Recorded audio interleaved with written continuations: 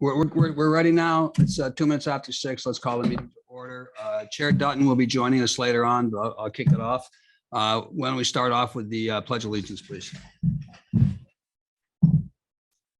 Pledge allegiance to the flag of the United States of America and to the republic for which it stands, one nation, under God, indivisible, with liberty and justice for all. Can I get a motion on the minutes, please? Second. Any discussion on the minutes? No? All in favor? Aye, unanimous. Distribution of manifests, I'll get those signed in a minute, start moving those around. Superintendent Ambrose, did you have any nominations?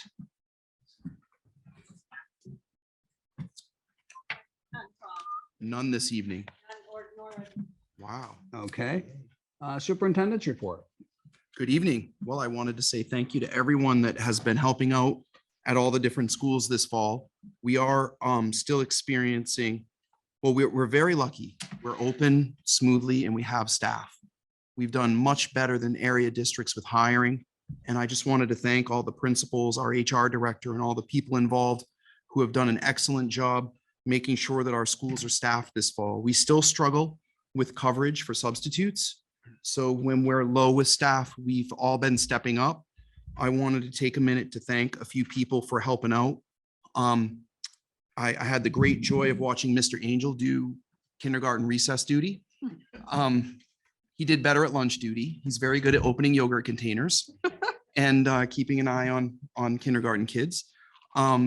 Christine DeRocher, all the folks at the central office, including Tina, who works in the facilities department. Everyone in the district has stepped up and covered during this very difficult time. And I just wanted to thank everyone for being so flexible and for helping everyone out. I also wanted to mention that I had the great fortune of visiting the schools in a different way. So I always try to look at the lemonade with the lemons.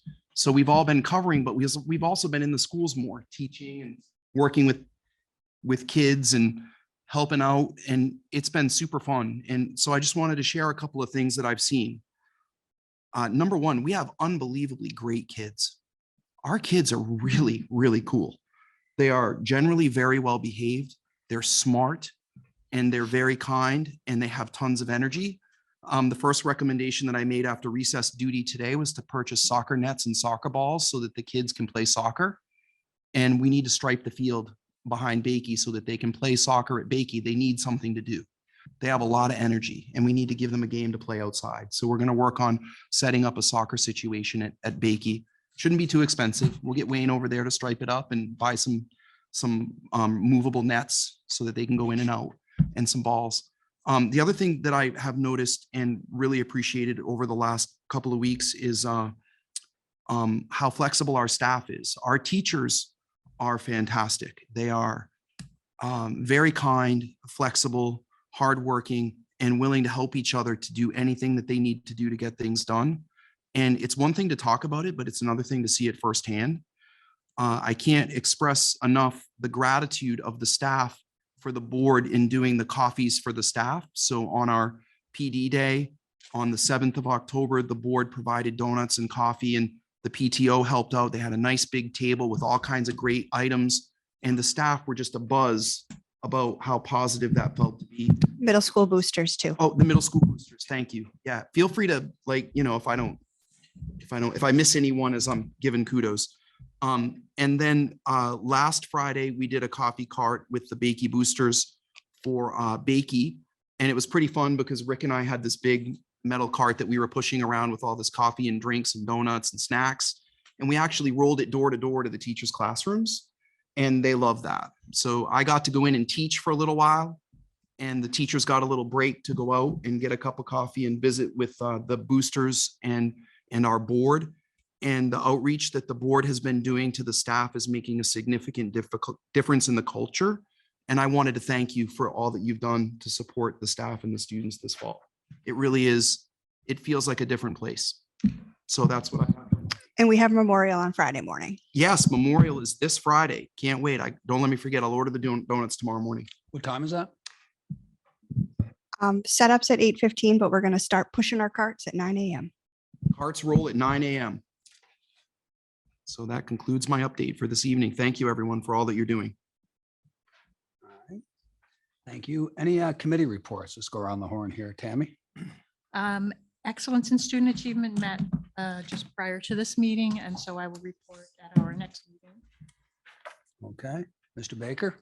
Yes, Facilities Committee met on Thursday, October 19th. The meeting was held at the SAU School District office and was called to order at about 3 p.m. Attending were Rick Edelman, Jim Baker, Business Administrator Matt Angel, and Superintendent Tom Ambrose. The committee continued work on the capital improvement plan. We added a budget column with administrative recommended funding sources. We added school board policy DGJE, which specifies that any expenditure of in excess of $20,000 shall be based when feasible on at least 3 competitive bids. All purchases less than $20,000 not competitively bid will be based when possible on 3 competitive price quotations. We also added policy EC, which specifies that the business administrator shall report to the facilities committee all significant alterations to buildings and grounds and shall seek the board's approval for all projects over $2,500 in total cost. The committee also added the stipulation that a cost benefit analysis will be required on several of the proposed projects. The committee then recommended that the CIP be presented to the school board for further review. It is item 7.4 on tonight's agenda. The full meeting can be viewed on SAU17.net YouTube channel. And the facilities committee also, well, we didn't meet today. Finance met today. So the next facilities committee meeting is scheduled for November 17th at 3:30 p.m. And I just want to point out on that policy DJE, it says in excess of 20 and less than 20. So I think it needs to say 20 or more because there's nothing for 20. So policy committee, We can. fix that. Yeah, it's not a big deal, but we might as well address it. What policy is that? It's DJE. That's it. Thanks. Okay. Ms. Singham? I don't have anything tonight. I'll have. Okay. Mr. Edelman? I don't have anything for tonight. Thanks. I don't have anything for finance. We met earlier today. I'll report at the next meeting. Anything on SST? I met with SST to talk about the calendar. It's complicated because the state has changed the laws about the way the calendar works, so we will have to make some adjustments.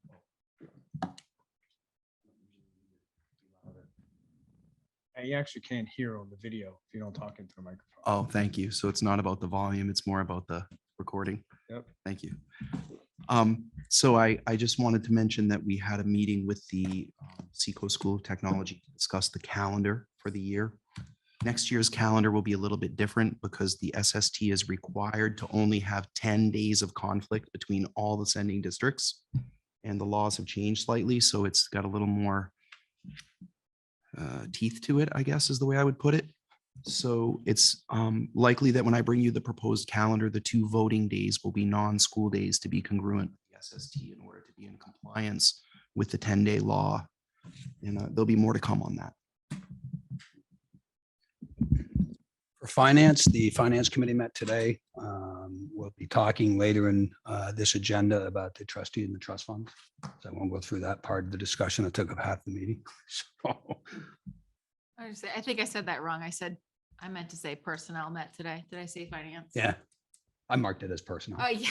Okay. And then I've got a budget meeting report. So the budget committee met on October 13th at 7 o'clock. The meeting lasted approximately 2 hours and 37 minutes. The video of the meeting is posted on the SAU YouTube channel. Mr. Angel reviewed numerous Q&As from the committee regarding past budgets and spending.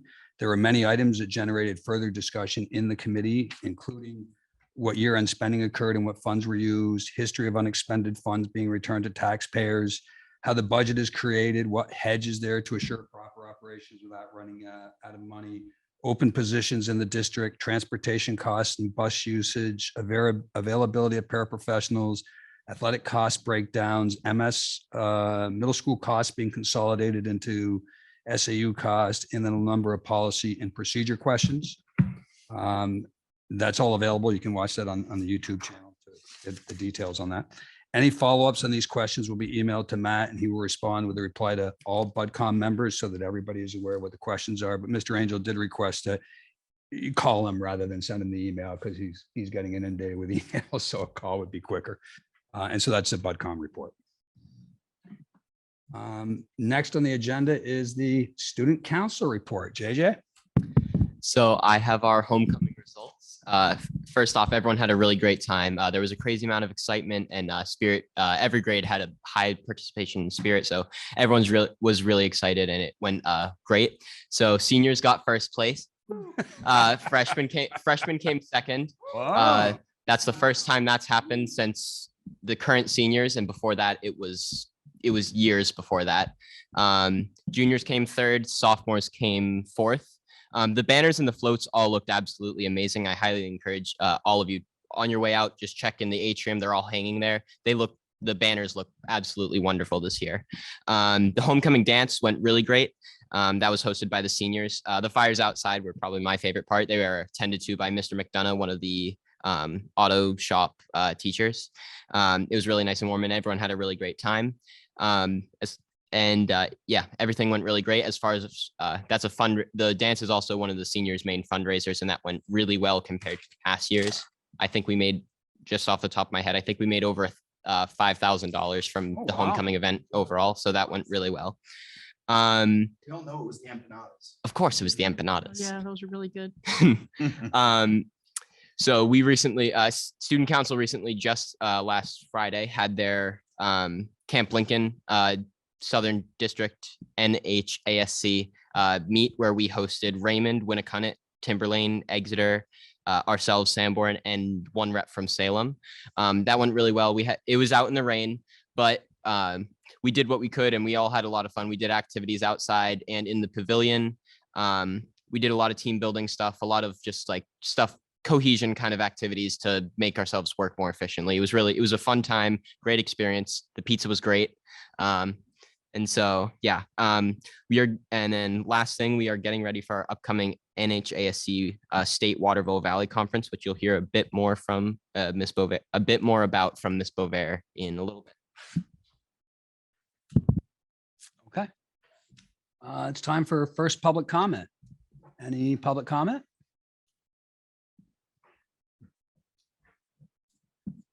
Going once, going twice. Okay. The next item of new business, Sanborn Regional High School overnight field trip to Greece and Italy in July of 2023. And I believe we have information from Mrs. Cleghorn.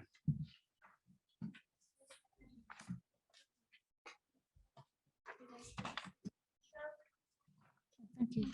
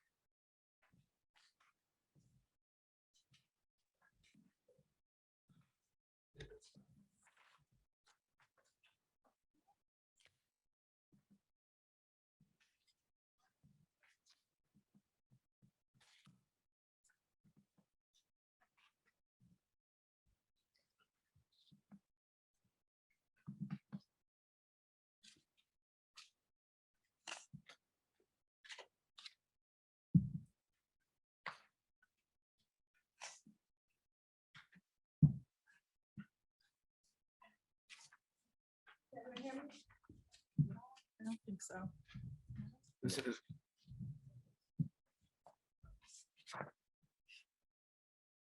There we go. Okay, so now can everyone hear me? Perfect. Yeah. Okay, hi. I don't think much of you know me. I'm Mrs. Cleghorn. I teach English here. This is my second year teaching at Sanborn.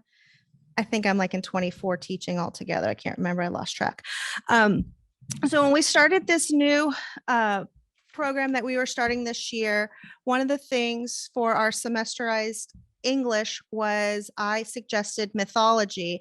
And the first thing that popped in my head was, oh my gosh, I want to go to Greece, so that the kids could have fun and they can learn and they can put what they've learned here and they can take it with them in the future. So the paper that I handed to you is a larger version of the slideshow that I have here that I will show you. So it is a 9-day trip that I have planned for right now. It's to go to Rome and Greece, pretty much is what it is.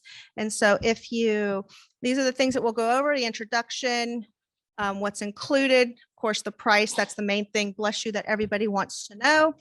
And then how the students can enroll. That's just me. Hey. Okay, so why I travel. So when I was in high school, I took a trip to Europe with my French class, and I went to England and to France, and it was with EF Tours, which is the company that this is with. And I still remember it today. It left that much of an impression on me. When I see stuff on TV, I'm like, hey, I've been there. Hey, I know what that is. So when I became a teacher, the first thing I said was, I want to be able to give kids the gift of travel as well. I have taken several groups mostly to the UK. And to be truthfully honest, it's because I could speak English and very little French and any other language.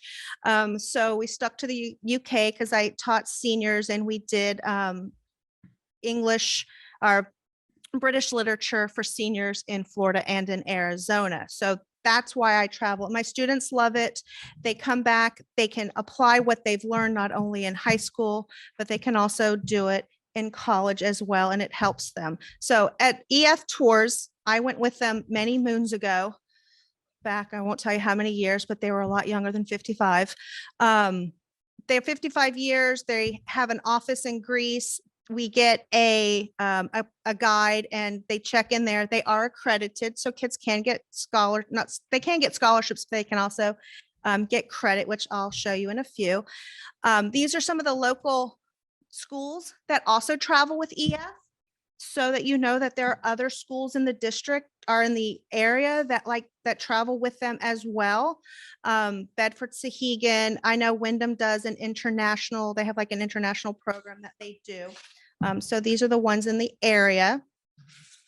And I think Alvarine, they're going to somewhere, I think next year. I think they're going to Australia or something. So Alvarine High School's up there as well. So this is kind of the trip that we would take. We'd fly into Rome. We would hit Pompeii. We'd take an overnight ferry. We'd go to the Greek Isles, and then we would leave from Athens. Usually what happens is we would leave from Boston at night. I looked it up, and they have stopovers. EF usually travels with Delta. We would either go from Boston to JFK. Don't ask me why. It'd be cheap. Like we could drive there in like 3 hours. But we'd either go from Boston to JFK or Boston to Atlanta, because everything goes through Atlanta if you're Delta. Or we would go from Boston to Charles de Gaulle in France, and then we would arrive in Rome in the morning. And then once you get there, we go through customs. They have to get their baggage. We meet the tour director, we get on the bus, and it's go, go, go. So they don't have time to know what jet lag is until they check into their hotel at like 9-10 o'clock that night. And then we don't hear a peep out of them until I have to rustle them up at 7 a.m. the next morning to start it all over again. So they do complain, oh my gosh, I'm not going to get any sleep. But this is kind of what we'll be doing when we're there. So the first 5 days we'll spend in Rome, and we would travel overnight. The tour directors that they have usually are from the area. They speak several different languages. They are fully vested. They go through a thorough background check, and they are amazing people. They know the culture. They know the area. And then you also get tour guides for each of these places as well. So we'd fly into Italy. We would get a guided tour of Rome that day. We would go to the Colosseum and the Roman Forum, which they would probably remember from ninth grade history. Then we'd go to the Trevi Fountain, which is the amazing thing that you always see people throwing pennies into. You make a wish in the Trevi Fountain and you'll return to Rome eventually. We'll go to the Vatican.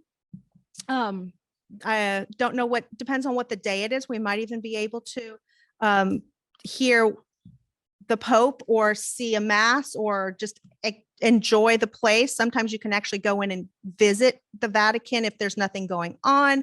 We'll see the Sistine Chapel and St. Peter's Basilica. You get to see everything that you've always looked at in books. You're like, it actually does exist. It's real. These aren't, things that people just put out there. And then we'd visit Pompeii. We are reading in mythology all about these things. And so the kids are like, can we go see this when we go? I'm like, I don't know. We'll have to wait. And then we take an overnight trip to Greece. And it's on a ferry. So that'll be cool. I've taken a ferry from last time I took a trip before everything happened in 2019. I took a group of students to Ireland, England, and Scotland, and we got to ride the ferry across the English Channel from Belfast to Scotland, and then we got to take a train. It was amazing. The kids, they still talk about it. This is the Trevi Fountain. Get to drop a coin in it. And then this is what we would do in Athens. We would go visit the place. We'd go to the Mycenaeans, which my students, we're reading a myth on that here in the next couple days. We would go through the Corinth Canal. Then we get to tour Athens and see everything that you hear about on TV shows or that you read about in books. Go to the Acropolis. Then the Plaka district, that's good for shopping. So I always tell them to make sure they leave a little extra room because they will come back with lots of souvenirs. Last time I went with a group of 6 girls. I've never been to so many shops. I was sick of shopping. I'm like, ladies, remember, you only get 50 pounds for check-in luggage. And I had one girl who actually bought another bag because she shops so much. I'm like, your money, not mine. You have to pay for that extra luggage. I don't. And then we come home and usually it's at night. And then the kids sleep for 3 days and then their parents find out all about the fun and exciting stuff they had. So that is the schedule that we would do.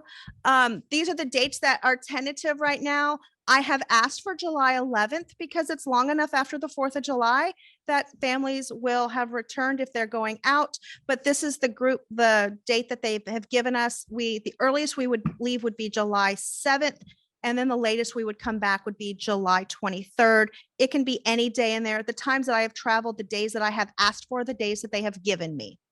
So they're pretty good with that. And we'll know a couple months beforehand the exact date that we're leaving so that people can make tentative plans and get ready for things. What does this cost? So when you see the price, kids are like, oh my God, that's a lot. And then I tell them what it pays for. And they're like, okay, that's not bad. It pays for airfare round trip. I looked up airfare on Delta right now. The tickets alone will cost you $1,500 to travel round trip from Boston to Rome. So when you see the final price, you'll be like, okay. You get hotel stays, and the hotel stays are probably what is equivalent to what we would like the Holiday Inn. So they're pretty decent, and they have a lot of security. They have locks on the door. It's several, like, depending on the rooms, it's usually 4 students to a room. And then chaperones usually get their own space because they realize we need it after the day. The food is paid for, so you get your breakfast and your dinner. Breakfast is usually buffet bar at the hotel, usually traditional fare. Meals are at any restaurant that they have something with. The kids, if your child does have food allergies, they will accommodate as best as they can for them. I had a student that was a vegetarian. She ate a lot of salads, but they always made sure that she had what she needed. There's a 24-hour tour director that we get, and they are at our beck and call. Anything we have, they are there for us. Transportation, everything bit of transportation is paid for. We usually travel through motor coach. The trains will be paid for. The overnight ferry is paid for. So everything you can think of is paid for, and you get the guides. So if you go to Acropolis and they have a guide, we'll meet someone there and he's just for our group, and they will take us around just for us. And we get a tour guide, the guided sightseeing, and then anything that we go to that has an admissions fee, it's already paid for. So all we do is show up, and then they usher us in and they tell us what to do.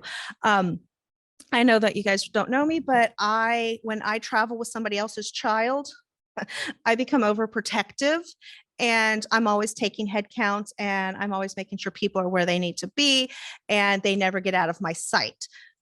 That's just the mom in me.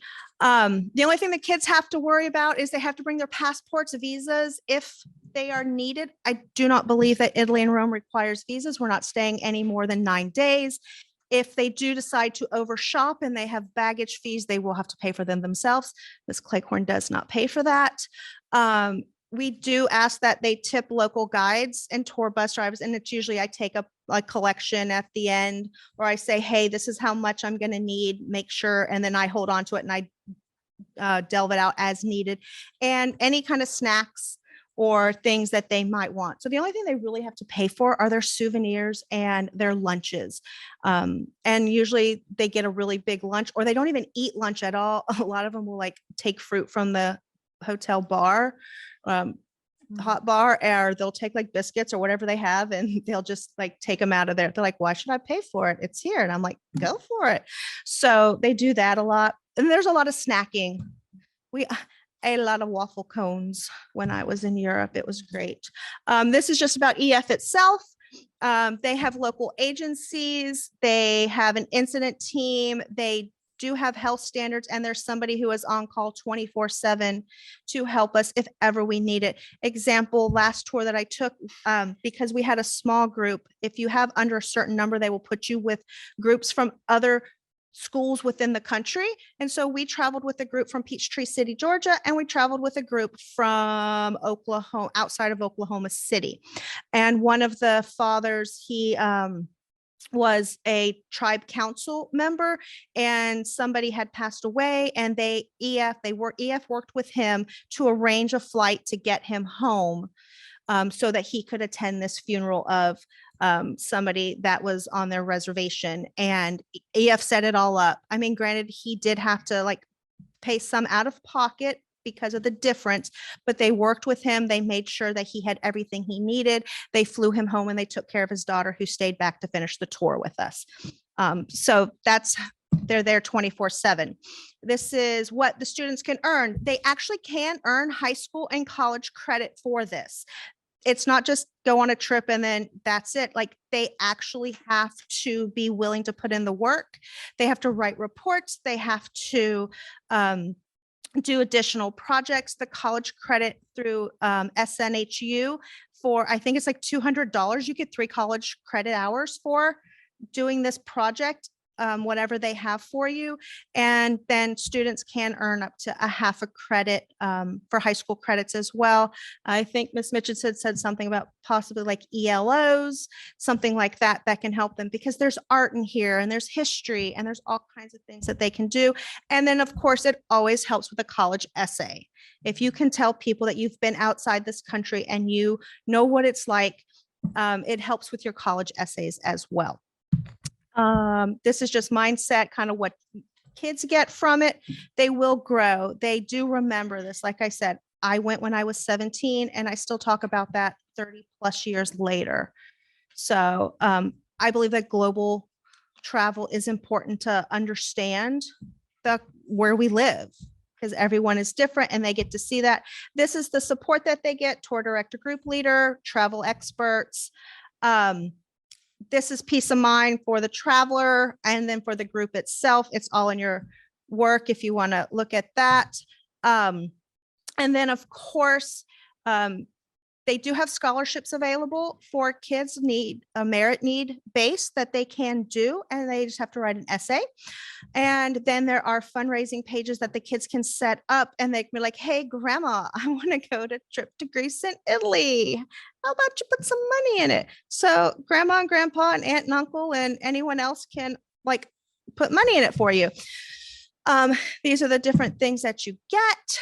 And I know you are all really wanting to know the price. This is if you paid it bi-weekly. This is if you did it monthly. This is if you paid it in full. Adults do get to go if they choose to. Their price, of course, is a little more expensive because they don't get the student discount. And if you paid it in full with a discount, the students would pay $39.94. Otherwise, it's $4,094. And like I said, everything that I showed you is what they would get in it. So are there any questions, concerns, criticisms? Yes, sir. I think the teenage years are the perfect years to go on a trip like this. And for the reasons that you said, that it expands your worldview. You get to really not just see and experience other cultures through books or videos, but you're there on the ground looking at those historical sites. I assume that the guides will talk about the rise and fall of some of these. Oh, definitely. When I took the kids to Ireland, we went to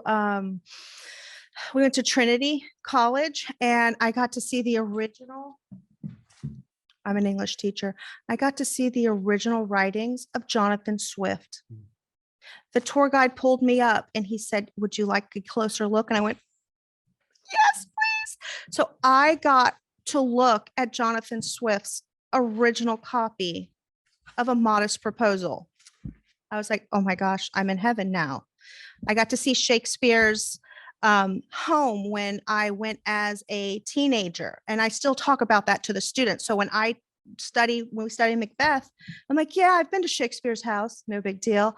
And then I talk about how like I was the only one that didn't have to duck because the rooms were so short, and this is how they lived with the thatch houses, and I saw his shop. So yes, I definitely agree with that this is the perfect opportunity. Yes, ma'am. I also went to France when I was 17 as well. And I still remember that I walked through Versailles or Marie Antoinette's village. Exactly. I saw Notre Dame before it, caught on Caught on fire. fire. So I am totally in agreement that this is an amazing opportunity for any kid. Yes. Any other questions? Yes, I'm just going to comment. I'm so happy that we can be talking about field trips again. I know.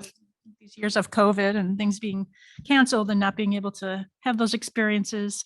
My son, when he was here, did a trip to Spain for a week, and it was a wonderful experience. I, and when I was in college, actually traveled to some of the places that you've mentioned. So can we go? How do we make that happen? It's only $45.84. Make payments now, $500 a month. Adults are allowed to go.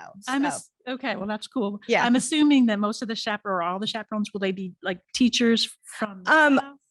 They can be. So for every 6 students that sign up, an adult chaperone gets to go for free. I volunteer as tribute. Yeah, I know. Believe me, I have plenty already that are like, I want to go. So I have already said that the teachers that get the students, since it's not just me, it'll be, we're offering this also to Miss Carteret's second semester mythology students. We are opening it to Miss Handbook's World Lit class now. And then I'm teaching World Lit Honors next semester, which I have most of those kids already in my American Honors class. So we're offering it to them, and we are offering it to, I'm offering it to my short stories class because we are reading things we read Cast of Amontillado, and the kids are like, oh my gosh, I want to go to the catacombs. I'm like, well, it just so happens to be an add-on that we can do when we go to Rome. And they're like, yes. So I think that's what sold Nolan on it.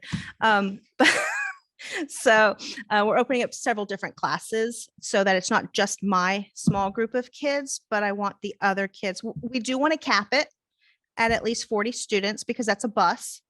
Because if we have a smaller group, it's not bad to have students from other states. You get to meet new people, but it's easier just to wrangle my kids than it is to wrangle others. Mhm. So it's kind of like mother hen. I'm like, we want things our way.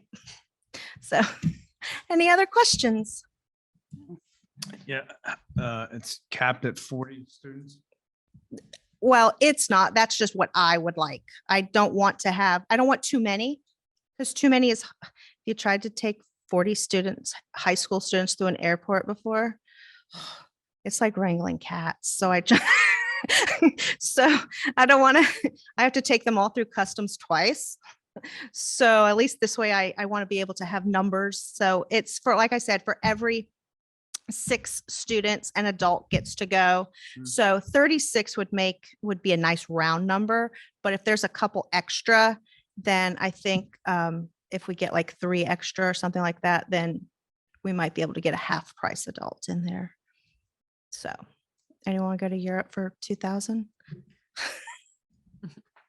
So I just got one as a question for these guys, but for you, you've put together a bucket list that kids get to do at 17 and 18 years old. I mean, this is a kind of thing, this trip is on people's bucket lists of like the ideal thing to do in life for a wrap it up kind of trip. So to be a young kid in high school, to be able to do this, particularly tied into mythology, I think it's fabulous. And they thank you for actually, putting it together. yeah, no problem. They actually chose this one. I gave them a couple options. They're like, that's the one we want. And I was like, okie dokie, that's the one I will take. Cause I had Europe, like I had Great Britain on there again. They're like, no. Well, you could never go wrong with Ireland. You but- cannot I fully agree. I've been there a few times. I love it. But yes, the kids actually, this is the one that they chose. I gave them an option of like 6 or 7. And this is the one that they chose. So I told them That's this is the great. one I would take to you guys. Matt, is there any implications to our insurance for trips like this? Yeah, I was thinking about that, but They have it in here. Yeah. yeah, they have insurance. They're covered, but I Yeah. don't know if there's any implication. Do we have to do something with Prime or is there any I implication? think as long as the school board approves it, they're going to be okay. Right? But I will address it with them. Normally we have point to point. It's a little bit easier. This is a lot more movement. But you have to understand, this is like a normal activity for a school. Yep. And this is going to have to be within their policy. So I believe that we want a motion to. I move to approve. Second, Any further discussion? Yeah, I just, so how are the kids selected? Is it first come, first serve, whoever can afford it? Whoever wants to do it. Yeah. I'm not saying yay or nay. I mean, if the kids that want to do this, they actually are trying this year. They're like, I'm going to do well because I want to go on this. I'm not going to get in trouble because I want to go on this trip. This was before anything even happened. They're like, I'm going to turn in all my work just in case. And I'm like, go for it, buddy. Yes. So it's not me. Now, if they are a discipline issue, then I think that we would need to take that up. But the kids that have told me they want to do this, they're good kids and they're kids that want the experience. I mean, they constantly every day in my mythology class are like, when are we going? I'm like, guys, not yet. Like, can I have something for my mom? I'm like, not yet. So they're excited and they want to do well this year so that they can go on this. Yeah, I would just, I was the kid that didn't get I didn't get to go to these things because we didn't have enough money. So I was just wondering if there's any way we could do some sort of a scholarship or something to help out the kids that won't be able to go, just based upon the fact that most of the parents in the town may not be able to afford this right now. We don't have to answer about it today, but it's something I'd like to talk about. That's all I have. And I know they do have a scholarship that the kids can apply to as well. No, I know they do. Yeah, I'm talking about the just board. Sanborn in general. Yes, that would be a good Something. thing. Something we can do. Yes. Heather, you had your hand up? I was just gonna say, I know like I worked extra shifts at Market Basket. I saved $2,000 myself just to be able to go. And it was a great learning experience as a youth, like how to save money and how to prioritize my time because we had 9 to 10 months to pay for it. So I think that's another part of this that, yes, some parents might be able to pay the full, but a lot of families, the kids are going to be able to learn how to save money and work towards an end goal. Right. And I already have a few kids that have said that as well. They're like, okay, I know I'll be taking extra shifts. So, and a lot of them are seniors that are interested. So they're like, this is what I want for graduation. Mm. I'm like, lofty goals there, buddy. But you go for it. So, Any other comments or questions before I call for a vote? I just want to add, I did watch, well, I wasn't watching, I was listening from the car. The okay. presentation was great. Thank you. I appreciate it. Much for all the work you put into Oh, it. thank It you. sounds absolutely amazing. Okay, all in favor? It's unanimous. Thank you. Thank you. Thank you. Thank you. Thank you. Do you want this? Next on the docket, we had an overnight field trip in November. Mrs. Bover is going to talk to us about that. Yeah. Not quite sure how I follow that. Is it the side?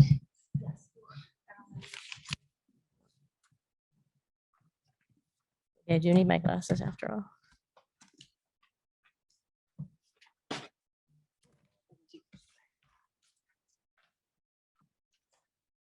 Well, while that warms up, I just want to introduce myself. I'm Mrs. Barry Bover. I teach high school English here at Sanborn, but I'm also the student council advisor, my favorite part of the day.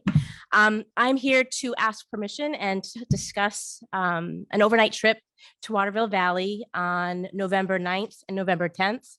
It's for the New Hampshire Association of Student Councils. It is our winter meeting that's happened probably for at least 20 years that I am aware of.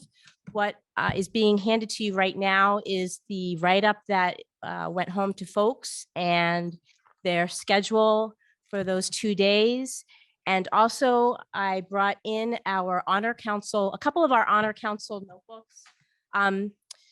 Student councils tend to be seen as just the group that does the pep rallies and the winter carnivals, but there's other things that we do. We do a lot of community service, we do a lot of outreach, and one of the ways that we learn how to do that and to do that better is at these state meetings. We did, as JJ mentioned earlier, have a state meeting just this past Friday where Sanborn hosted all of the local high schools, the southern tier states. And it was primarily a time to have a meeting in the beginning where schools did a report, said what they're doing in their buildings, what they're doing in their communities. And then the day was followed by team bonding, and it was awesome. I had an umbrella, so I wasn't too bummed out about the rain, but it was still fun. But during the course of the year, we have a meeting in September, October, depending on when we can get into Camp Lincoln. Then there's the meeting that I'm here to discuss at Waterville Valley, which is the state meeting with all of the schools in New Hampshire going. And then there's a couple more. Timberlane usually hosts, Exeter usually hosts. And again, they are meetings to discuss New Hampshire Student Council topics and issues. So this particular meeting is an overnight meeting. It's being held at the Black Bear Lodge at the Waterville Valley at the resort. It is an overnight trip. There are speakers that are coming in to talk to the students about leadership, about how to improve their school, about how to improve school culture. And there's also times you'll see on the schedule, I think there's charades and games. So while there's a lot of business that will be at this meeting, there will also be times for the schools to, within the school themselves, do fun things as well as network amongst the other schools. And one of the really great things that I see when we go to these meetings is that kids meet students from other buildings. And then when they go to these meetings, oh, hi, Susie, hi, Johnny, they know each other and they become a big student council for the state. So that's really great that they have connections in other buildings. So there's not so much that rivalry anymore that we often see with our high schools. So what I have for you is a video. It's just a really brief video that I put together. It's been since 2019 since we've been able to go to Waterville Valley, or really to do a lot of in-person meetings. During the pandemic, most of our meetings, if not all of our meetings, they were via Zoom. So instead of having group meetings, different kids from different schools getting together in a room or at a table discussing whatever the topic may be, there were breakout rooms, and then the advisors also meet, and we were in a breakout room. So this is really awesome for these kiddos, because I think JJ's class, the senior class, was the last class that was able to go to Waterville Valley, but unfortunately the students on student council this year, they were not a member of student council at the time, so they have not had this opportunity to do this. So I'll play this really quick video just so you can see the things that happen while we're there, and then I'll talk a little more, and then you can ask questions. Let me make sure of course, it's not going to behave for me now, is it? All right.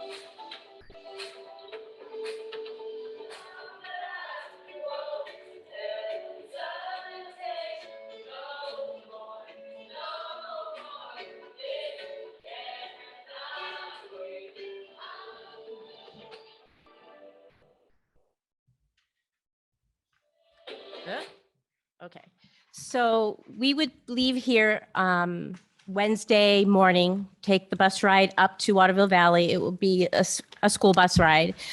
We will check in, and then they have an opening morning meeting.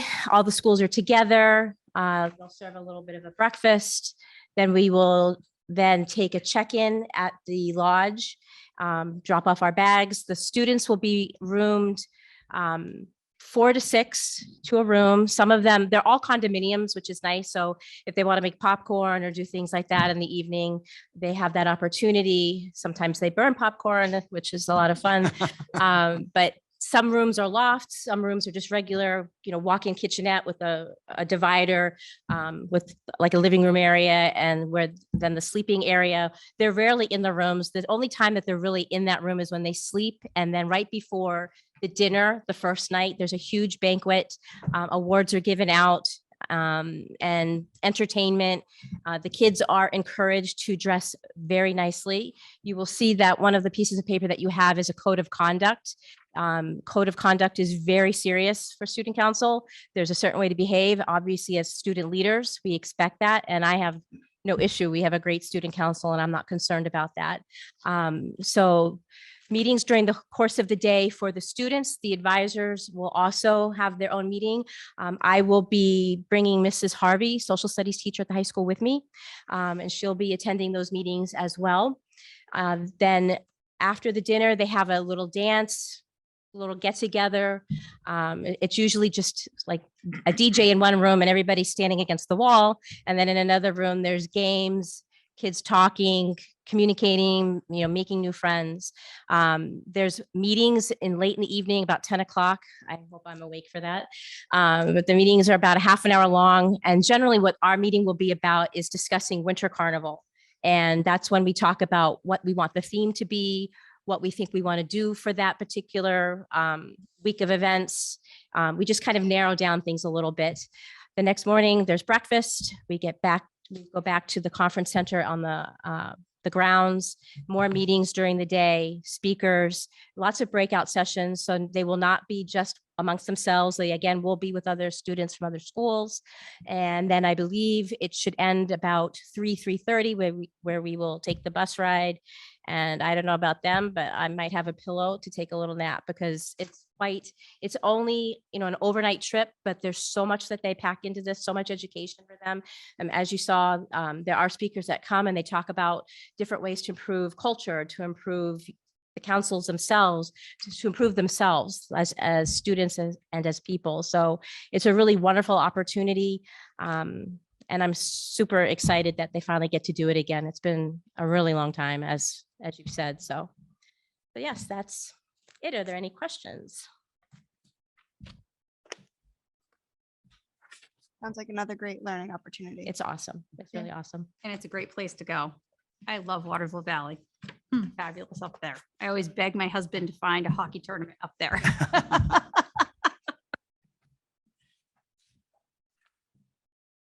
I'll make a motion to approve. Second. All right. Any further discussion? All in favor? Thank you. Thank you. Your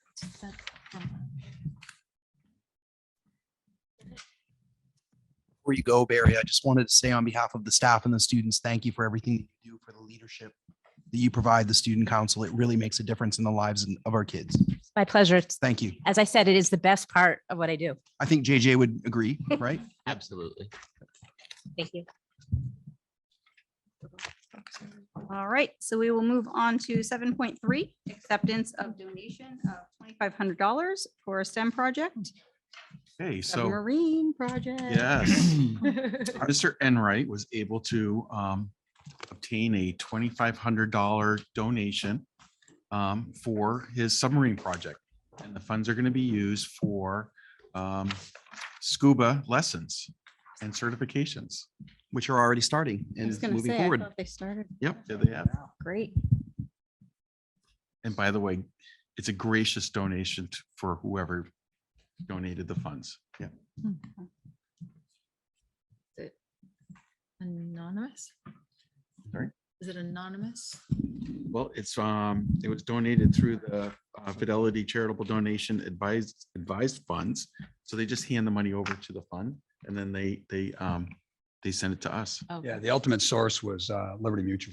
Okay, great, thanks. I make a motion to accept. Thank you. Second. Phyllis can figure that one out. That was a tie. I'd say it went to Jim, but just by a hair. Any further discussion? All in favor? All right. Great, unanimous. Thank you. 7.4, approval of capital improvement plan, Matt and Tom. Okay, I can start this out. So basically, this is a document that is for planning purposes only. And what it's going to do is it's going to list out all of our capital needs for like the near future and what kind of fiscal impact it may have. So basically what's going to happen is we're going to, any fiscal impact that may occur, the administration is going to analyze that project, notify the school board of that project, include a cost and a cost analysis. And then also give what kind of funding is going to be occurring with that project, whether that funding is going to be occurring out of our current operations, through a warrant article, bonding, lease, or any of our reserves. Also in that plan, it includes school board policies that Mr. Baker alluded to earlier, including the procurement, following the procurement process, including obtaining approval from the facilities committee for any adjustments over $2,500. Now, each of the items is going to be broken out by location. And then also it's going to include a priority, where A being an immediate need, B being a need in the near future within 2 years, C being a need within 2 to 3 years, and D just being aware of the project. All right. Are there any questions?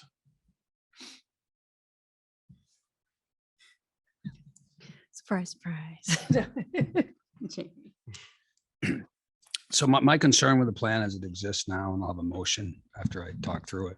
But my concern with the plan as it exists now is there's some big numbers on the sheet, like a 1.8 million for Bakey that you have to spend within 2 years, the way it's identified now. I believe it's nomenclature. I don't believe I'm trying to adjust intent anywheres here. I think it's just a nomenclature. Everything is identified as A, B, C, or D. A says immediate need, highest priority. B says need in the near future within 2 years. C says need in the next 2 to 3 years. And D says awareness to be addressed in 3 to 5 years. So as I read that, where it says need, to me, that means we're going to spend this. Those decisions have been made. And what you just described is no, this is an evaluation. And we're going to bring a cost benefit analysis to the board or to the facilities committee and then to the board to make a determination. So, I mean, if the members of the facility committee are amenable to it, I would like to offer a motion to say that we just change the phrasing. So for A, rather than saying immediate need, we change that to say evaluate immediately. B, where it says need in the near future, we just change that to say evaluate in the near future. And C, where it says need in the next 2 to 3 years, we change that to say evaluate in the next 2 to 3 years. And then it's clear to anybody picking up the document that these are still evaluations to happen. A decision hasn't been made that these monies need to be spent. It's an evaluation. These are things that need to be talked about, need to be evaluated, discussed, and determined, but they're not decisions that have already been made as part of the CIP. And the way I'm reading this, one could interpret this as these are decisions that have already been made. I guess I would, if you put evaluate, does that mean then for B that we're not going to evaluate it for 2 years? Because a lot of this, the work goes in beforehand.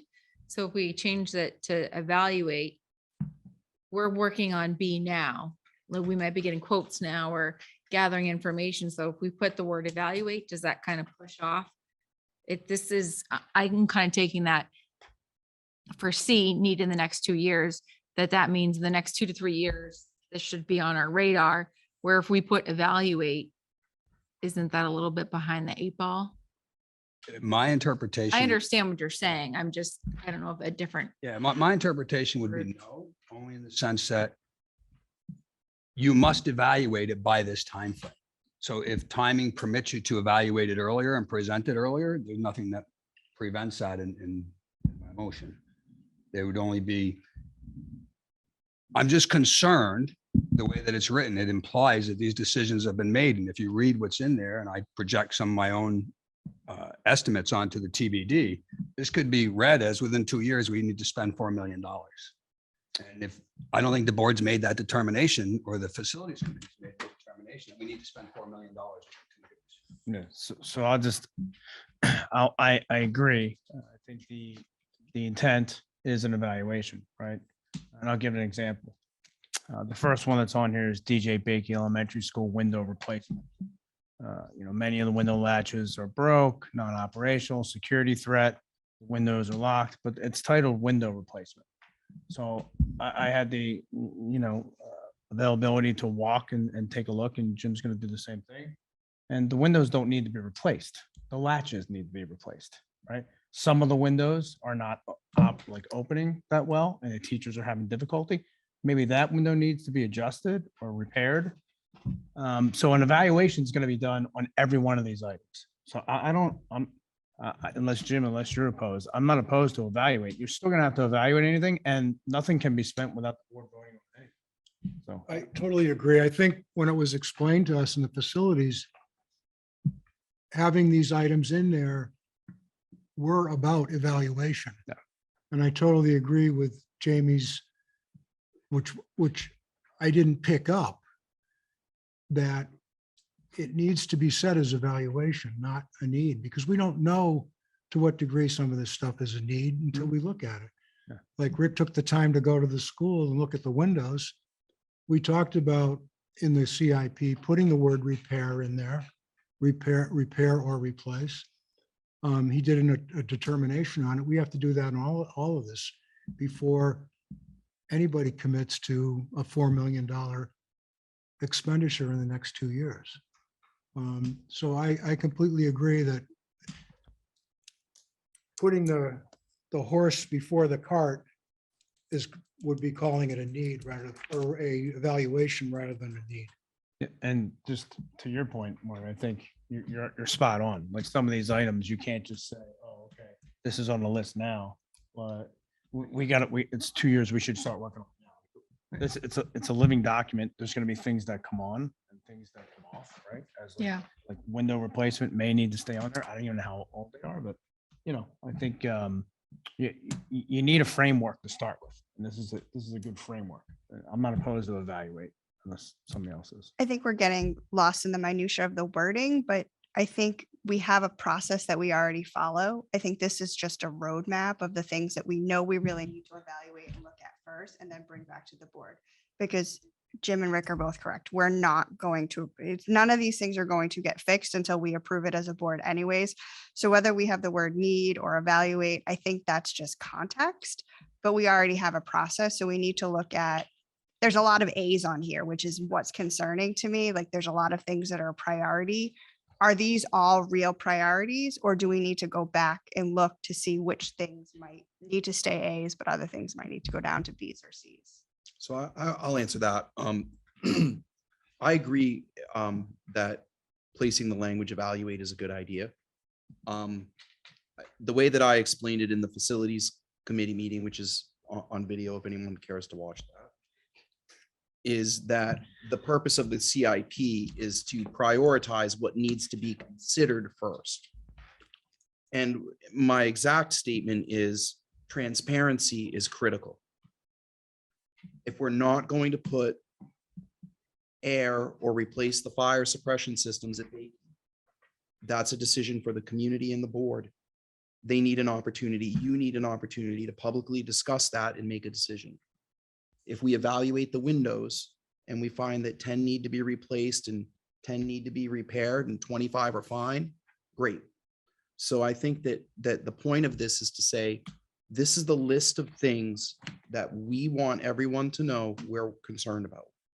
And so the way I would put it, Heather, is the A ones we want to discuss immediately. Okay. Doesn't mean that we're going to do anything with them, but we want you to know that we're concerned. And the one area that I am actually concerned about being a significant cost item that may need to be addressed, is the portables attached to Memorial. Mhm. We had a real scare last winter with some mold or something in there, and they cleaned it up and it worked fine. But there was a few days over Christmas break where I was wondering if we were going to be able to open school after New Year's. Right. And I'm just not the kind of guy who likes to live in a world of reactive panic. We know what the problems are in the district with the buildings. And if we don't transparently evaluate them, have a community conversation, And if the community decides through a warrant or a conversation with the board and public hearings not to do something, then we've done our diligence to notify the community of the concerns should they ever become a problem in the future. And I think it's just important to say that everything that we do gets evaluated in the context of what's happening at the time. But I'm perfectly fine with changing the language to evaluate. So I'd like to make a motion. Jamie, you want to make? You're the one that brought it up. Yeah, so I've read what it would be. So my motion is change for letter A items, change immediate need to immediate evaluate, or evaluate immediately if you prefer. For letter B, change it from need in the near future to evaluate in the near future. And letter C, change from need in the next 2 to 3 years to evaluate in the next 2 to 3 years.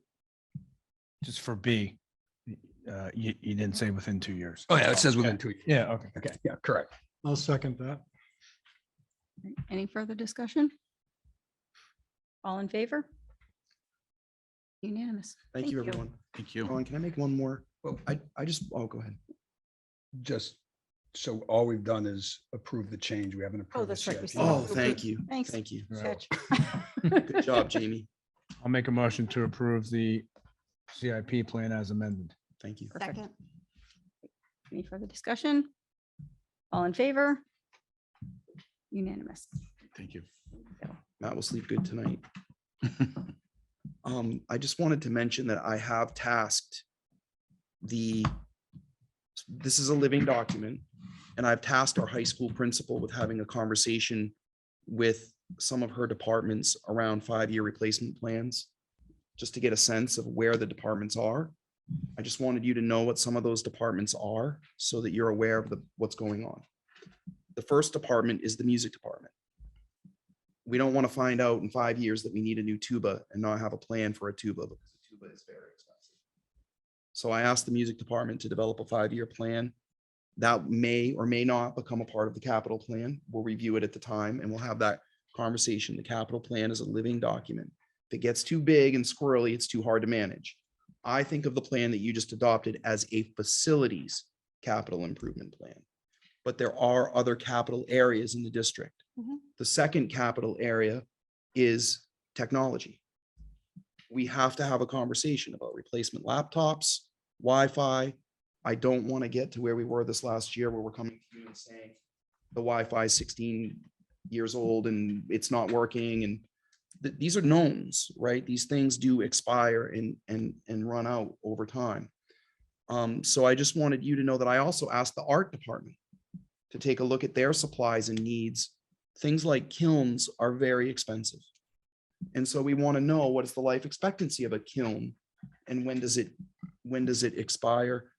And again, these may be things that we just do in finance and through the budget process and just have a 5-year plan that we're aware of. We may also consider making them a part of a very clear capital improvement plan as an addendum.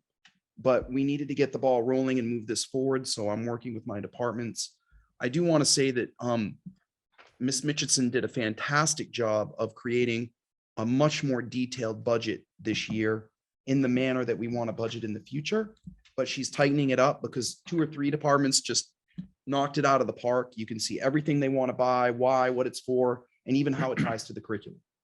It's amazing. Some other departments did a pretty good job, and we didn't want to, it's the first time that she tried it. So until it's ready to be public, I just want you to know that we're looking at the budget through 2 lenses from this point forward. Number 1, what do we want the students know and be able to do? That drives your curriculum and instruction. And number 2, what facilities or materials do we need to get that done? Right? So when someone makes a budget request, the first question that we're asking as of this year is, what is the curriculum alignment to that budget request? What does that do to support the curriculum, the teaching and learning? And so it's a different lens, but the team is working hard this year and we're hoping to have a really cool process for next year. So it's a huge step forward this year to just get this up and running.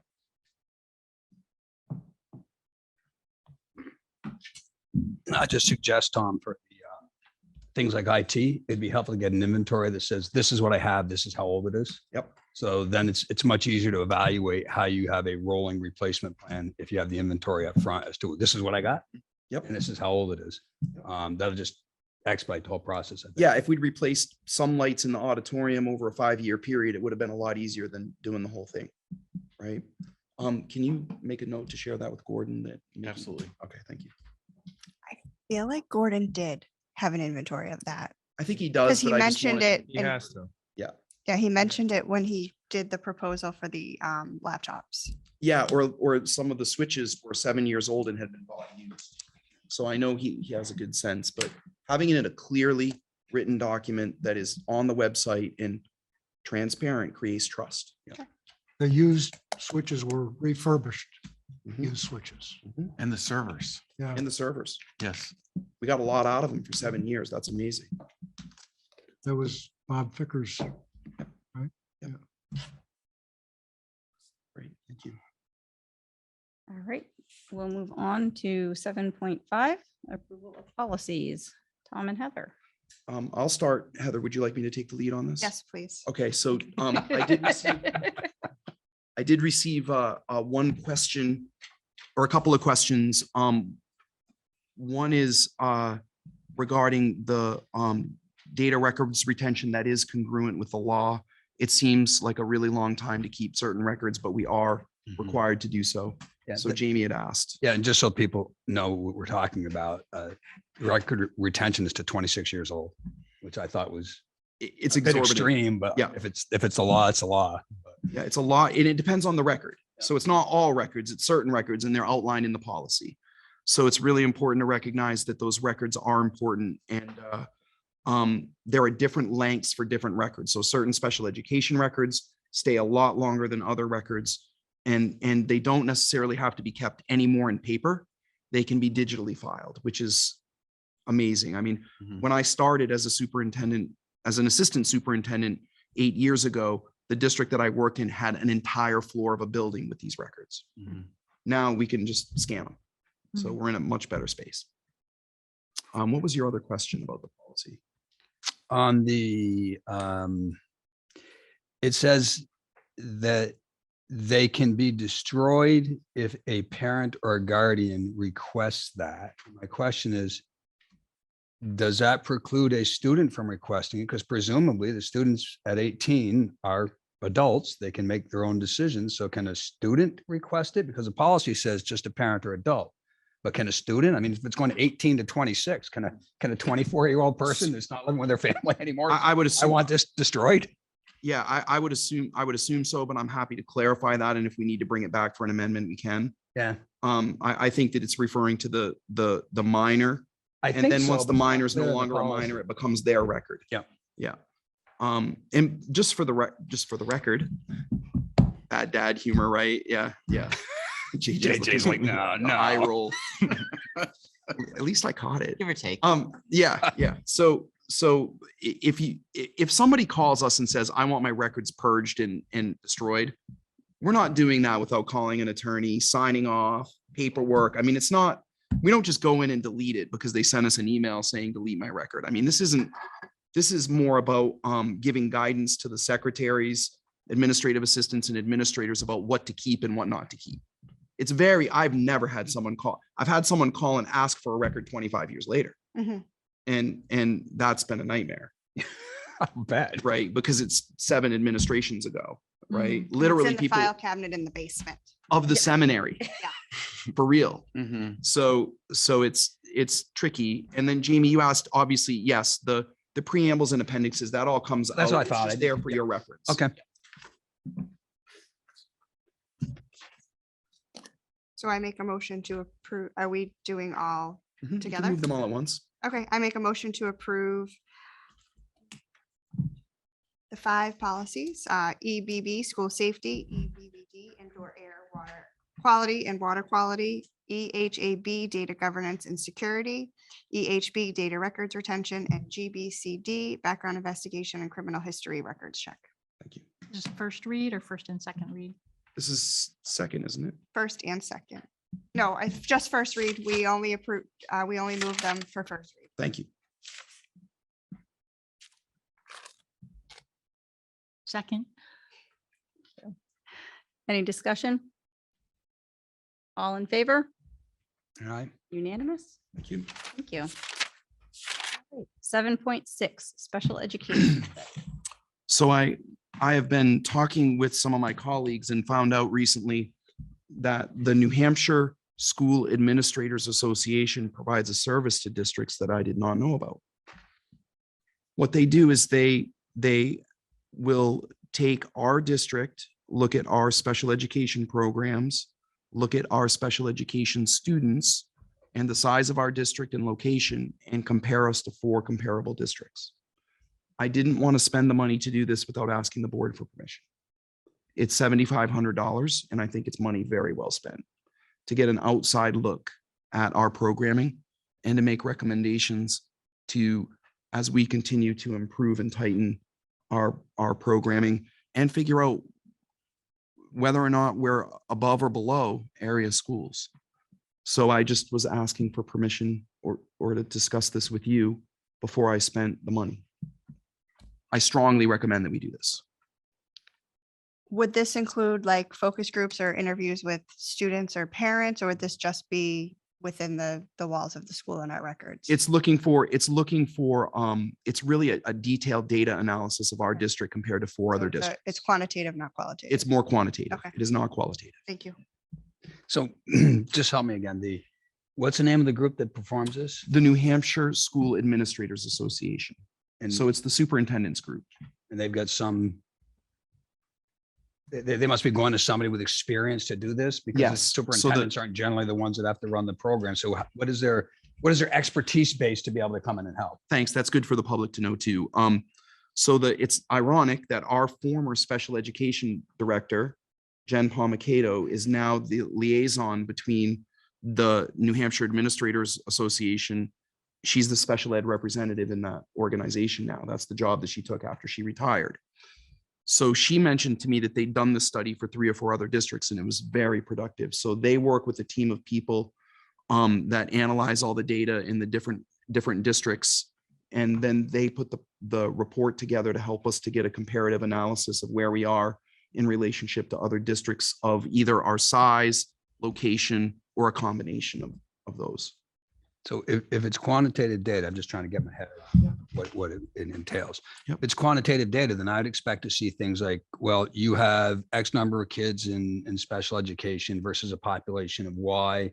Other districts have this. They're doing it with Z amount of special ed teachers. You're using some other number of special ed teachers. Your ratios are good or not good. These are the programs that they have that address these particular needs. These are the programs that others are using. Some of these programs are more efficient than others. Is that the kind of data? that we would Yes. get out of it? I mean, is that what the Yes. thinking is? Yes. It's an objective look at where we sit in relationship to 4 other districts with regard to our special education programming, soup to nuts. But it is not quantitative. They don't come in and interview everybody. So I mean, Or qualitative, I'm sorry. Yeah, I It's know what you mean. quantitative. They get the numbers. yeah, if I recall back in intention pre-COVID, they got blown out of the water by COVID. So many other things that got blown out of the water by COVID. Was an analysis of the special education program and an audit of the special education program that we had asked to have done in some way, shape, or form. I mean, we didn't specify this group clearly. Yep. But we had asked to have done. So to me, this is Tying up a It- loose end. yeah, it's tying up a loose end that we had talked about pre-COVID, and just with COVID going on, there just wasn't any opportunity to do it. So I would support this. Thank you. So if we went ahead with this, when will we get the results? She said that it doesn't really take that long once they get going. I'm hoping within a couple of months From when? from whenever you authorize, like I could let her know tomorrow that we're ready to start. And for me, it was just, I'd like to get an objective outside opinion, Yeah. right? It's nice to have someone else take a look at it and give us some feedback because I know for me that already with the amount of time that I've been spending in the buildings, I'm getting close to people and building relationships. And I want it to be totally objective. Right? It's important to get an outside look at also the data for all the other districts it's a lot of work to pull all that together. So to have someone else do that for the other districts, they have access to information at the NHSAA that will make that very quick and easy for them.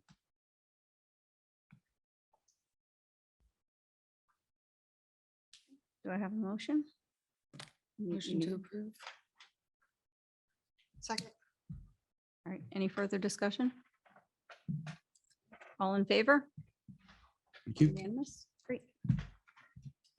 All right, 7.7, trustee of the trust fund discussion. All right, I'll kick that off. I always laugh when It they say sounds so trustee of the funny. trust fund. It just sounds funny. I don't know why. So Mr. Angel and I met with the trustees of the trust fund, the chair and another member.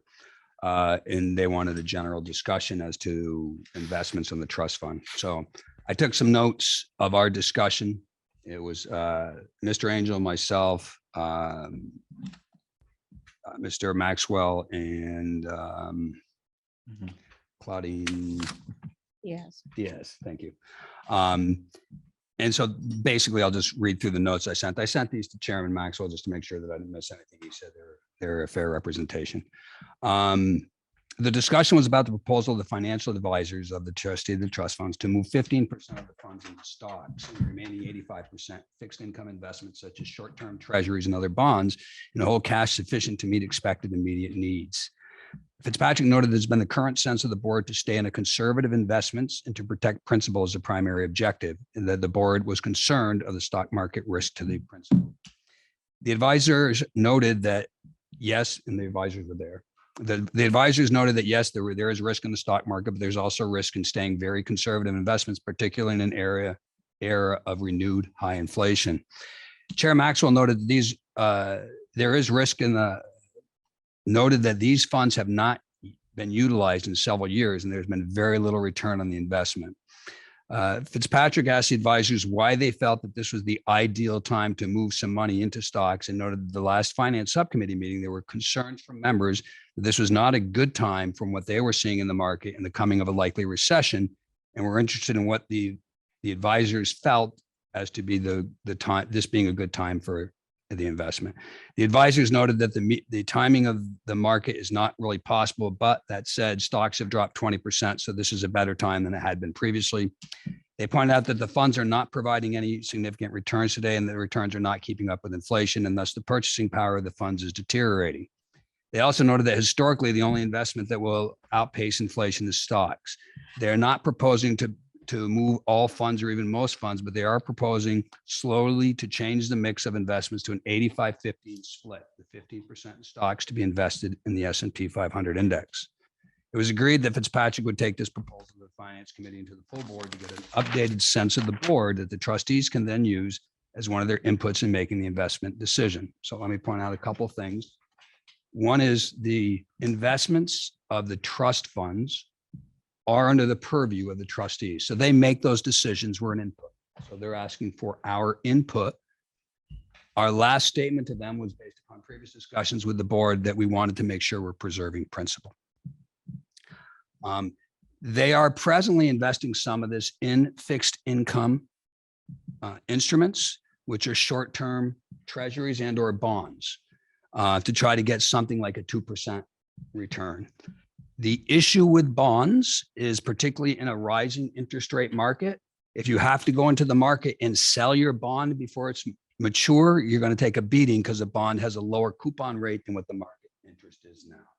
If you hold it to maturity, so long as the issuing entity doesn't go bankrupt or default on the bonds, then you don't have that risk and you get your 2.2%.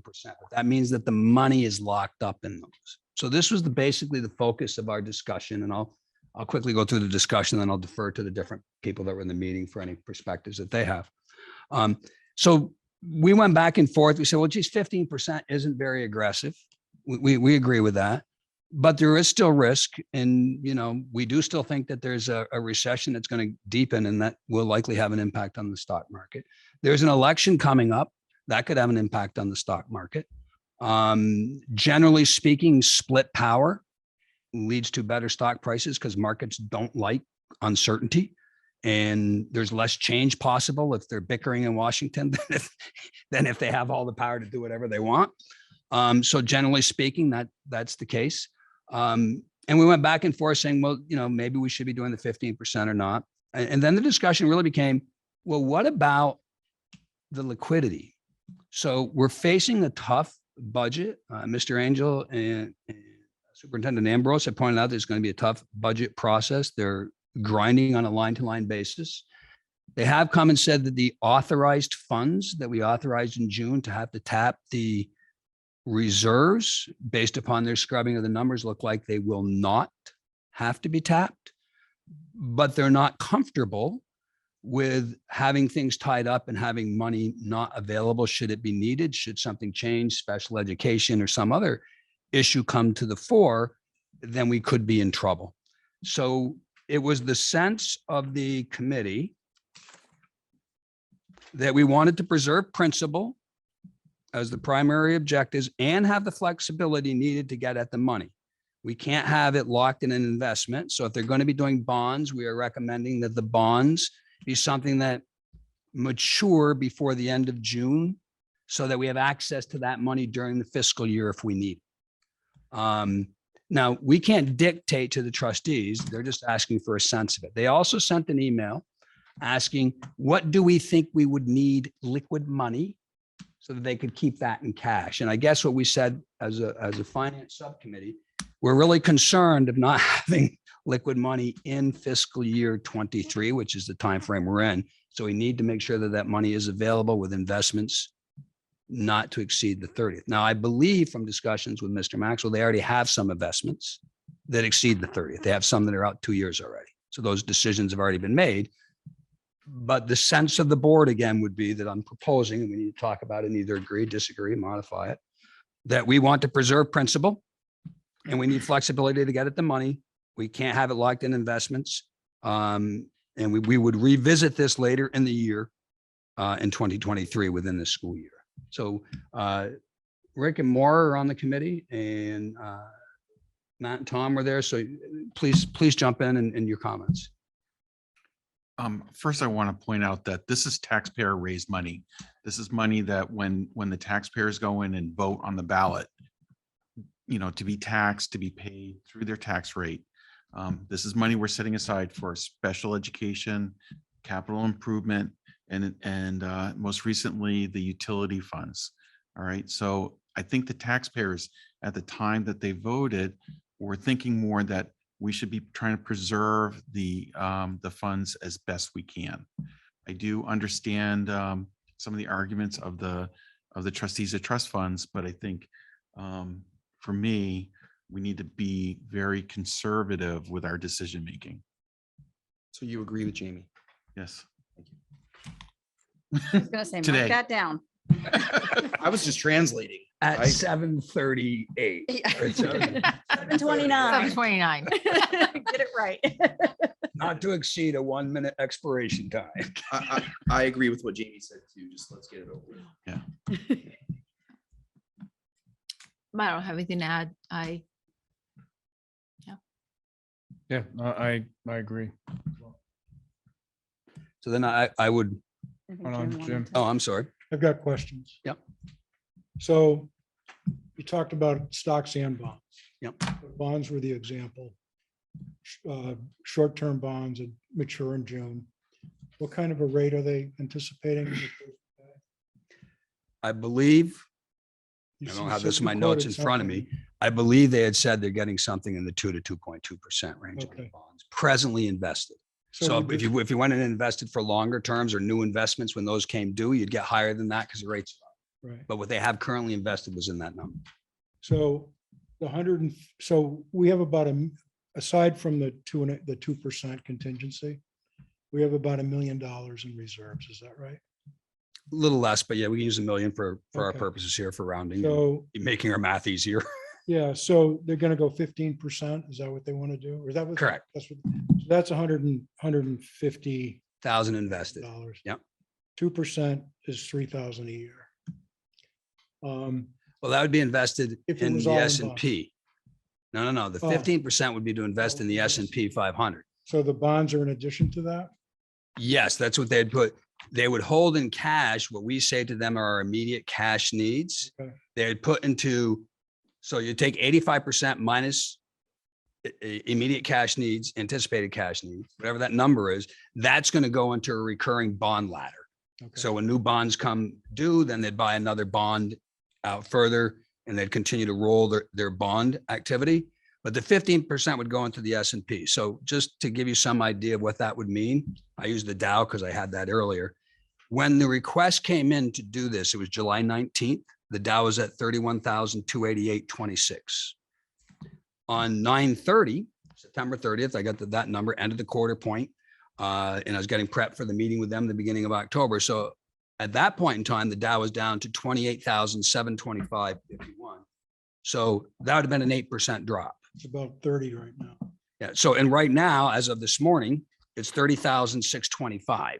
So it's down about 600-ish from where it was. So clearly there's a lot of bouncing around going, and that's what you'd expect with stocks. They're riskier. You have a higher potential over the long term to do better. And that's what the trustees are trying to do is from their perspective, we have an obligation as trustees to preserve funds, but also to get returns on funds so that they can actually be used for the value that they were given by the taxpayer. So they are simply trying to be prudent. They're not trying to roll dice and, like go play relay and black and reds here.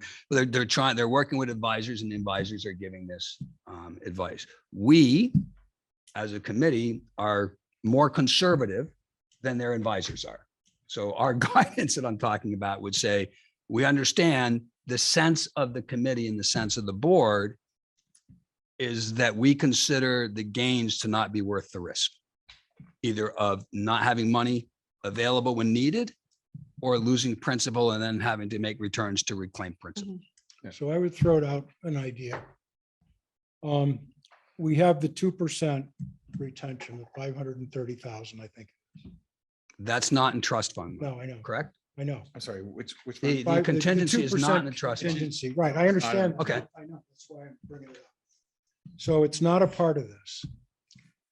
But so we could go for a longer, like maybe a 2-year bond.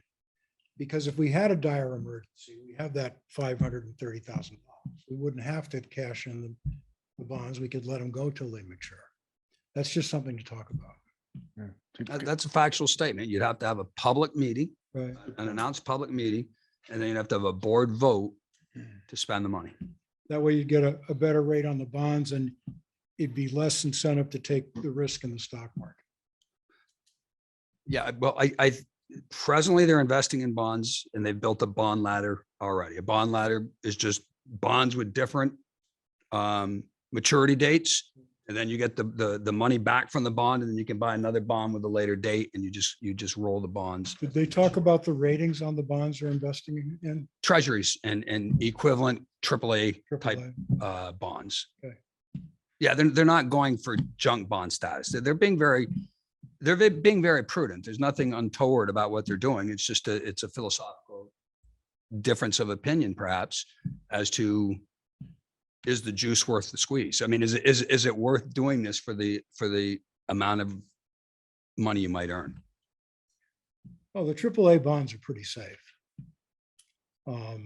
It's a matter of whether you'd have to cash them out early or not. So if we had the 530 or whatever it is from year to year to fall back on, we wouldn't have that risk. We could ride it to maturity, because the 530 is 4 times the reserve amount that they would be investing. No. Or is that, the 15% is. So stock. they're going to take The rest of it is. So let's say that we said, Yeah. we have authorized, the board has authorized 190 plus 90 is 280. And then the 75 is out there for the energy. So let's say 245, rounded off $250,000 of potential spending. So if we said to them, we need $250,000 liquid, what they would likely do is say 1 million, 150,000 is going to the S&P 500. That leaves 850,000. We're subtracting $250,000 from that. Actually, it'd be 300. I did my math wrong. It'd be 350,000. We're subtracting 350,000 from that. So I got 850 minus 350. I have $500,000 to invest in different bonds with different maturities. Well, as far as the S&P goes, timing the market is a fool's errand. We actually use that phrase in the discussions. Yeah. So, And everybody still tries to do it. yeah, so if you put money in now, there's a high probability that could drop 20%. If you don't have to take it out and you can ride it back up again, presuming that it does go up again, after the depression in the 30s, it took like 20 years for the stock market to move up again. Then you'd be okay. But I think if we want to stay conservative, we should look at the bonds and probably not the S&P. Yeah, so what I would end up writing up and, having you review it, would be, again, would say that we want to preserve principle. So that means no investment in the S&P. And we're concerned about the bonds. So when you do your new investments in bonds, please make them so that they expire before the end of June 30th. So they're available this fiscal year if we need them. Unless we want to look at longer maturities, because we have the 530 contingency to protect us, so we wouldn't have. Correct. So that what I just presented was what the finance subcommittee had come up with. If as a board, we can do anything we want. Yep. But that argument could be made. I mean, but the counter to that would be we're setting the precedent now that those contingency funds are tappable. And we haven't done that to this point in time. We've been very religious about leaving those contingency funds alone because it wasn't easy to tap them before. Right. You had to go through the budget committee and the school board and the Department of Revenue and the Department of Education in order to get approval to use them. Mhm. So if we start planning the very first year that they're available, that's a spending fund, I would have concerns in setting that precedent. Mhm. Yeah, I think if I remember correctly, both you gentlemen voted against it. So That's Yeah. right. I don't know why we're even considering it. Well, the only reason I'd consider it is because with inflation that we have today, Yeah. the purchasing power, which is what you guys met about, of the dollar is dropping minute by minute. Hmm. Yeah. So if you invest a certain percentage instead of bonds that just expire in June, which are 2%, they can get 2% for bonds that expire in June. That seems like a lot. I know. So they have a bond ladder that extends out 2 years. So some That is- expire in June. Right. I don't know when the expiration dates Right. are. Some are nearer term, some are longer term. If Okay. you went out and bought a bond today, a AAA bond today, you'd get more than 2% Right. because the rates have gone up Right. considerably from when they made these investments a year or so ago Right. for these bonds that are now reaching maturity. Yeah, so I'm just saying that if we wanted to look at. So you're saying that what we would need, what we decide we might need for emergency cash should go into the bonds that expire in June. No, No, okay. I don't make those decisions. What I'm saying is I'm just. we, I think we can. okay. You guys go ahead. If I could just, I just would like to add something to this. I kind of feel like what the finance committee came up with was a little bit of a compromise. I feel like we kind of were coming at it from different angles, but I think that the one thing that we all sort of agreed on was we needed the liquidity. I was kind of okay with the 15%. And I agree, we're losing our purchasing power by just sitting there, even if it's making 2%, we're losing our purchasing power. But given the situation of where we're at, we just don't know. I would rather it not be in a bond in case we need it. Because truthfully, if we didn't think we were going to need it, I would say go for the stocks. We're going to 2% is not enough. I kind of like go big or go home. But the situation that we're in, I can understand the conservativeness of wanting it to be liquid. And that's why I can get behind saying, yeah, just be conservative. I can get behind, yeah, I don't think putting it in stocks is a good idea because I think what we all really came to consensus on was that we needed to have the money be liquid. I think that was sort of like the underlying thing of what we all kind of agreed upon, which, and I'm perfectly fine with what Jamie brought forth. I think we pretty much agreed on everything, but just kind of a little bit of backstory, like I would have liked to be more aggressive with that 15%, but I get why we're not, but I think we need to be liquid.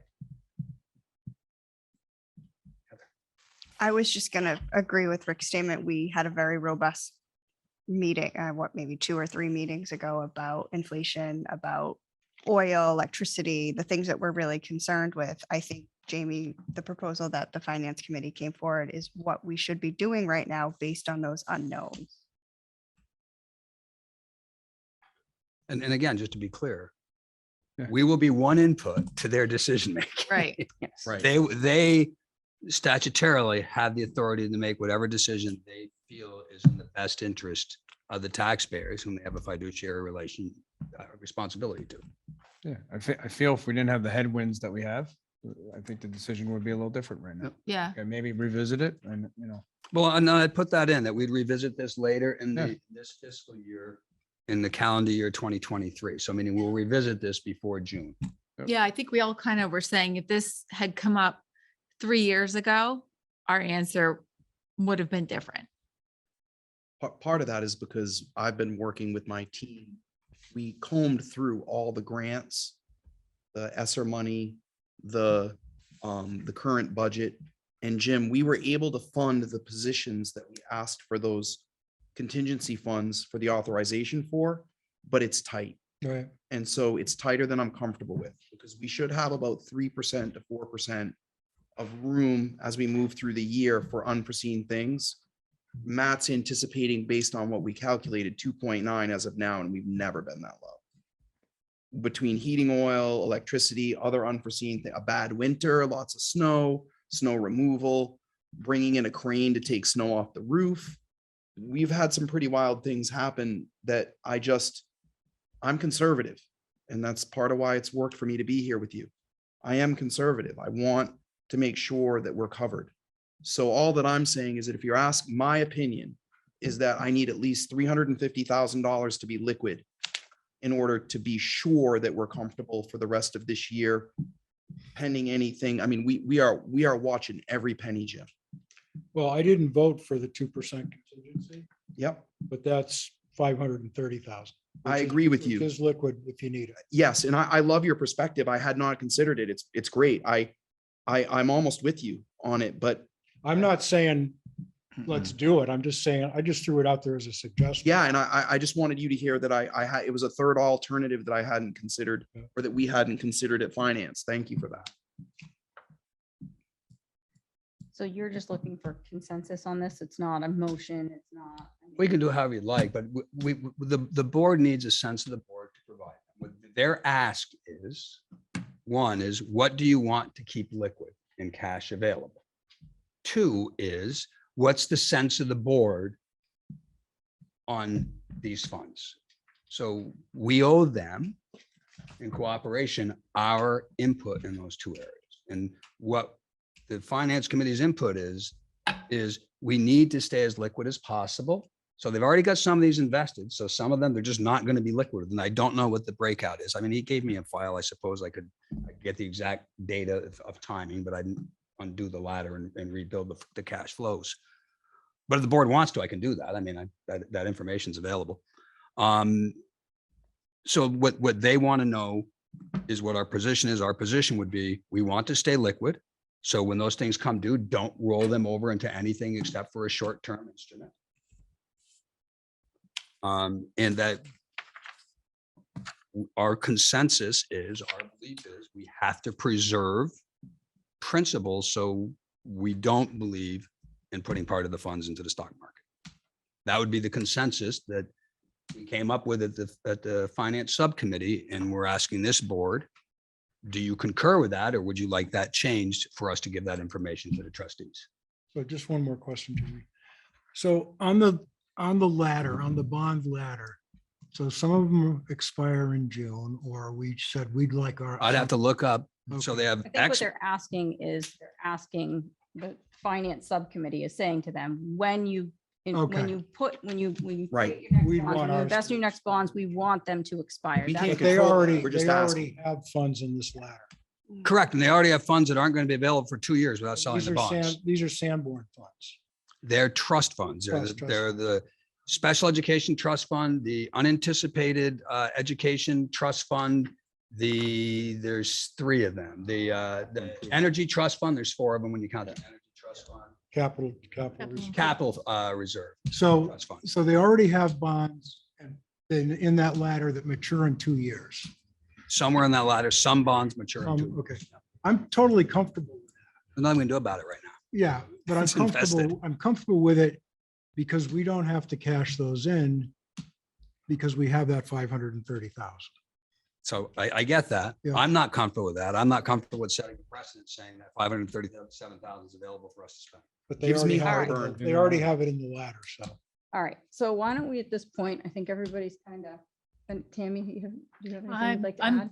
I'm comfortable with the finance committee's recommendation of like, Thank you. sounds like you're recommending not to put the 15%. Not to put the Stocks. That's pretty 15% much the in and question, to huh? not continue the ladder past the 30th on any monies that free up Okay, Have and, another discussion in June. and have another Yeah. discussion in And- before June of Yeah. 2023. and you are asking for them to try to keep $350,000 liquid. That would be your request. I am. And the second thing is that I'm worried that the voters would be very upset with us if we spent that $560,000 unless it's a roof collapsing or something really. Mhm. It's just Really awkward for us to have voters give us this money for contingency. And then this group of people that aren't even associated with us has the legal right to invest it. So we can't access it. I really So just, just for clarification, It's not the.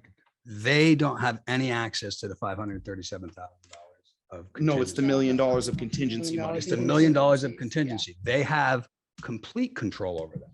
I know. They are being proactive to ask us our sense. They're not required to do that at I'm all. grateful for that. Okay, so Okay. then do we want to go around and do a yay or nay, or I guess we can just, Well, could you explain it to me again? so, okay, Rick. So what we're gonna do is we're gonna go and we're gonna do like when we're voting for Yeah. any other motion. And we're Good. gonna raise our hand if we want to move forward with the finance subcommittee's recommendation. And make sure we put in there, keep a minimum of $350,000. We like to target, yep. So I guess if anyone that is okay with that, raise your hand. All right, great. We can move that forward. We can make that recommendation now. Thanks, Jamie. I'd Thank like you. to Thank you for approve everyone. that before you send it. I can actually, I can send it No, out. I don't Oh, want she's another. kidding, email. Jamie. Done. Done. Click. Okay, so let's move on to our second public comment. They're troopers, though. They stayed all I through know that. they did. All right. If no one would like to have a public comment, then we'll move on to, we have no old business, so other business. So next meeting agenda, if anyone has anything they'd like to put on it, please make sure you get it to us the Wednesday before the next meeting. And then the next Sanborn Regional School Board meeting will be a joint meeting with the Budget Committee on Wednesday, November 2nd, 2022 at 6 PM in the library at the Sanborn Regional High School. Non-public session. We need to go into non-public now. I'd like to move us into non-public per RSA 91-A semicolon 3 Roman numeral 2C. Second, Thank you. All right, roll call vote. Heather, Yes. Jim, Yes. Tammy, Yes. Jamie, aye. myself, yes, Maura, Yes. Rick, Yes. great. Potty All break. right. 5-minute break. Yeah, really good school board meeting. Speed up, people. Yeah, we're good. But a Heather. toddler could have. Heather, We're on. go. I make a motion to seal the minutes in perpetuity. Second. That was enthusiastic. All in favor? Unanimous. Great. All right. Do I have any other motions? I make a motion to accept the resignation of Jody Garman, special ed director. Second. All right. Any discussion? With regrets? With regrets. Yes. Okay. All in favor? Aye. Unanimous. I make a motion to nominate Dr. Troy Kennett as the special ed director. Second. Great. Discussion? All in favor? Aye. Unanimous. I Yep. can't do, I don't know that one. I make a motion to make the following adjustment to the superintendent's pay package. I move to extend his contract for 1 year I move to take $6,000 currently paid in salary and move it to his retirement fund. That was it? Yeah. Second, All right, any discussion? All in favor? Unanimous. Great. All right, that was it. There's nothing else, right? You gotta adjourn it. Well, I'm gonna do that. I just want to make sure I didn't miss anything. We're good? we're good. All right, adjourned.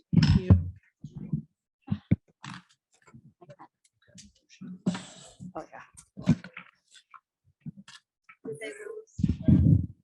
Thank you. Thanks. Thank you, everyone. Thank you, everyone.